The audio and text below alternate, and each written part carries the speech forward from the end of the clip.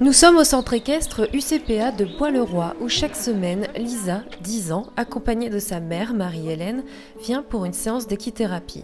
Lisa est atteinte du syndrome de Rett, une maladie rare et dégénérative qui a pour particularité de ne toucher que les filles. Elle est moyen en forme, quoi. Donc ça, elle manque d'appétit, c'est tout. Mais elle manque d'appétit. Ok.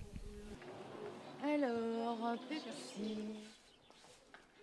Direction le manège où Lisa, sous l'œil vigilant de Sonia, équithérapeute, va retrouver Pepsi, le poney.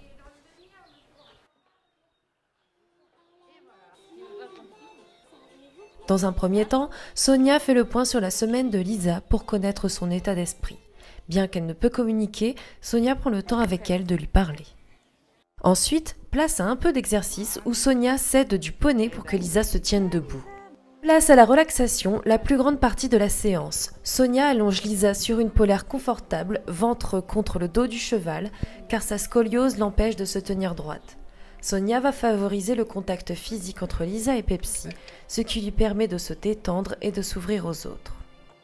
Lisa était très renfermée sur elle-même, très stéréotypée. Donc elle est toujours stéréotypée, beaucoup de mains à la bouche. Mais c'est vrai que pendant la séance d'équithérapie, elle arrive à se poser, elle arrive à regarder le cheval, regarder autour. Et depuis, elle a vraiment progressé sur ce mode-là au niveau du regard, de la présence. Elle est beaucoup plus ouverte aux autres. Et enfin, récompense pour l'animal.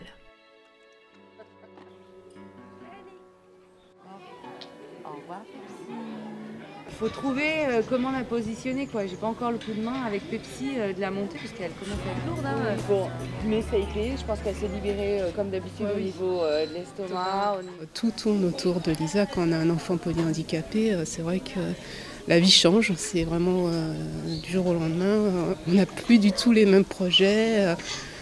Et tout change, mais on s'adapte. On fait tout pour qu'elle se sente bien et que toute la famille soit heureuse d'être ensemble et on vit avec le polyhandicap tous les jours.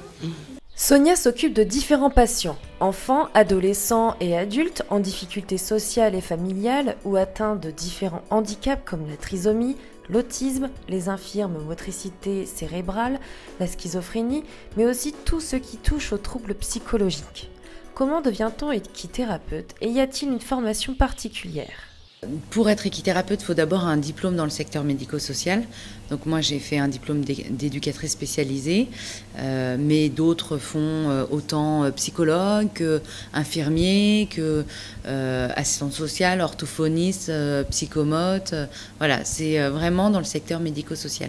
Et puis, j'ai fait la formation de la Société française d'équithérapie de 2006 à 2008. Sonia contribue à ces formations en y donnant des conférences aux élèves. Et c'est une formation qui enseigne autant au niveau psy, donc sur toutes les maladies qu'on peut trouver, qu'au niveau pratique. Donc il y a de la pratique sur le handicap moteur, il y a de la pratique sur le handicap mental, il y a de la pratique, on va dire, dans quasi tous les modules.